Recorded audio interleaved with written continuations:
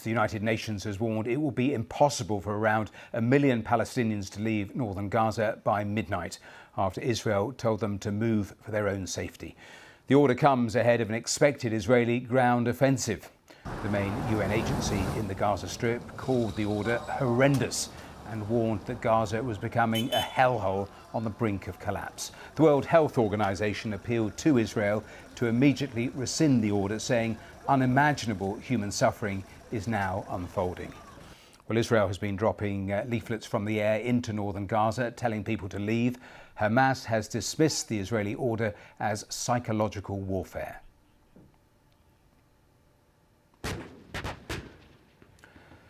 Well, Israel has deployed tanks on Gaza's boundaries. In a statement released after a sixth night of airstrikes, the Israeli Defense Forces accused Hamas of using civilians as human shields. There's tension too on Israel's border with Lebanon after a meeting with Iran's foreign ministry. The deputy head of the powerful Lebanese militant group Hezbollah rejected calls to keep out of the conflict in Gaza, saying the group is fully prepared and ready to enter the war against Israel when the time comes.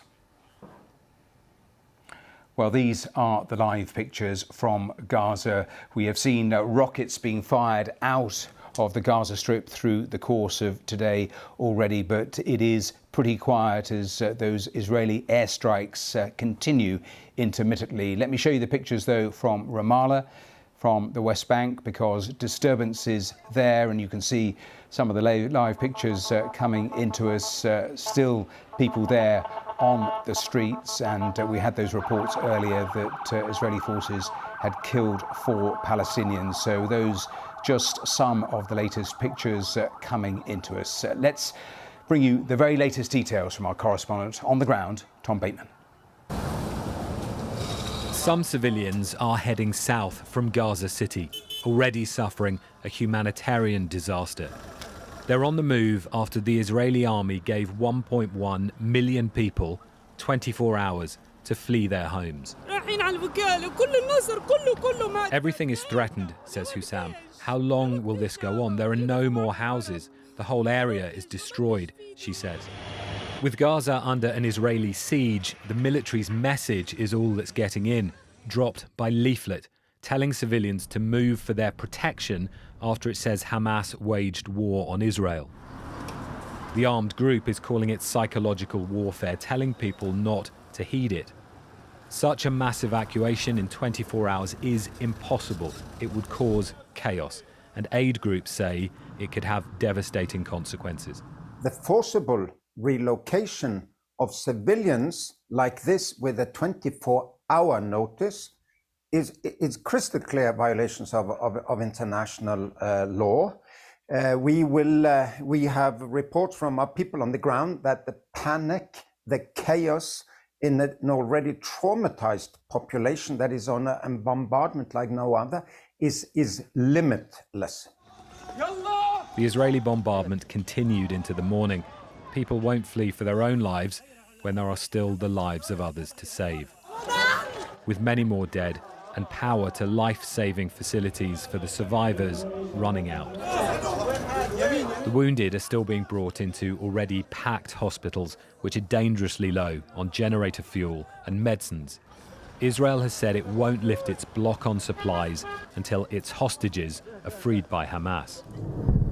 And with daylight came more rocket fire from Gaza into Israel. And the relatives of Israel's dead and missing are still desperately seeking information. Anat's grandfather was killed, her grandmother taken hostage. Like others, she now fears for their fate amid the intensifying fighting. The US Defense Secretary Lloyd Austin arrived, vowing his full backing for Israel, and he met the Israeli Defense Minister. Our neighbors is Hamas, the ISIS of Gaza, an organization enjoying the Iranian payroll. I cannot let the world forget the brutal attacks Hamas terrorists conduct against Israeli children, Israeli women, Israeli elderly and entire families. Washington wants to stop this war from spreading, from engulfing the wider region. But Israel's attempts to push 1 million Palestinians south in Gaza also risks greater instability. And that is because it puts them closer to the border with neighbouring Egypt. And the Egyptians have made it clear they won't accept refugees. There are many ways this crisis can now slip much further out of control. And the Israeli tanks are still lining up on Gaza's perimeter.